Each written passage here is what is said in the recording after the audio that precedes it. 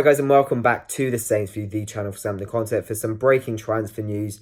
Now, we said when the window closed in England that we still need to be looking for moves away for some of our fringe players to get them off the wage bill and sort of trim the squad. Now, that's exactly what has happened, as European clubs can still purchase or loan players until the beginning of September. And so the two players that are leaving the club are Fraser Forster and Mario Lemina. Now, to start off with Forster, he is nearing a return on loan to his former club Celtic. Now, it's a shame really that it hasn't worked out for him. I think over his 5 years he's probably had 2 good seasons, which is a shame because obviously he's one of the highest earners at the club, and he proved in his first season and when he came back from that knee injury how good a goalkeeper he can be. But unfortunately, towards the end, he sort of crumbled under pressure, and in match scenarios, he just was not good enough. Now, he was one of Ronald Koeman's first signings back in 2014. We signed him from Celtic for £10 million.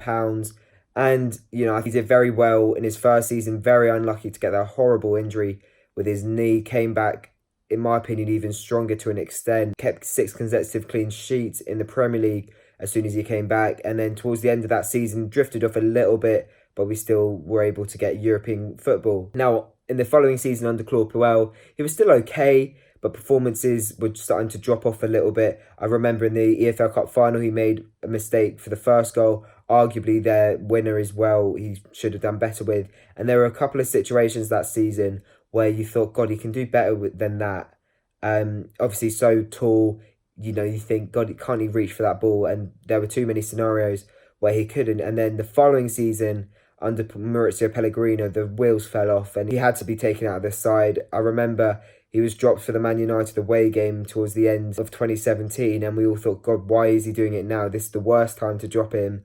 Brought in Alex McCarthy, and Forster's only made 1 appearance for the first team since then. So it's a shame, obviously, that he dropped off so much. And I think he's been a good servant to the club. He's never been one of those players who's looked for a move away and has been disrespectful to the club. You know, it's a shame that we gave him such a big contract and that his wages were so high, and then after that the form absolutely dropped. But that's been one of the big problems for the club's transfer policies over the last couple of years, and it's good to see now that we're sort of suffering from it.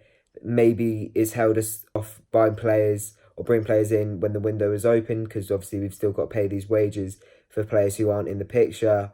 So of course we wish him all the best. He's been a good servant to the club, you know, a good guy, good player on his day, very good goalkeeper on his day. In fact, it just wasn't his day enough of the time. But it's a good move for him. He's going back to a club that he knows well. I looked up earlier, he kept 101 clean sheets in 197 appearances for Celtic, which is fantastic. Obviously, it's Celtic in the Scottish League. They absolutely dominate the entire league, the entire country really, in footballing terms. So also he'll get European football. It looks like they'll qualify for the Europa League. So it's all good for him, I think, in his perspective. I don't know whether he will start first choice though. That has to be assessed by Neil Lennon. Like I say, we wish him all the best. I hope he does well. I believe there is an obligation to buy in this loan deal, so this may be the end of him. I hope there is, because if he's coming back and we've still got the same problem, then we're just shooting ourselves in the foot. Now, the other player who looks close to the departure, it may have even been confirmed as you see that once this comes out, but Mario Lemina has been strongly linked with a move to Ligue 1 side Monaco, also on a loan deal, and we believe there's an obligation to buy involved in that as well. Now, if you compare him to Forster, I think it's a massive contrast in how they've both sort of treated their poor situations. His attitude has been nothing short of abysmal. You know, when you think of a professional footballer at the top level of the game, the way he's acted has just been it's just been awful. I think all those videos on social media, the compilation of all his skills, saying he's ready for a new challenge, thinking he's getting a big move to Manchester United or Arsenal. You know, he's gone so down in my ratings of players at the club. You know, before this summer, I thought he probably had a decent future at Saints, that he could be a good asset for us. Now he's back. Obviously, he had a bad injury in the middle of last season, which has held him back. But I was excited to have him back. And I saw fans saying if we sold him, that the club's stupid and naive. But the way he's acted, he has to go. Now, my personal opinion on this move, I think it's good that he's going to a European club. Of course, he has to now because the window in England is shut. But I did think, oh God, if he goes to Manchester United and absolutely bosses it, comes back to St Mary's, scores a goal, with an absolute worldie and sort of shushes the fans, we'd be like, oh, for God's sake. But he's gotten that big move that he wanted. It's still a very big club that he's going to. Okay, they had a poor season last year, but they've got Jardine back, and it looks like they'll be a decent Ligue 1 side again. Of course, we hope that at the end of it, he's sold, because like Forster, he's another one on high wages where we just have to get rid of him.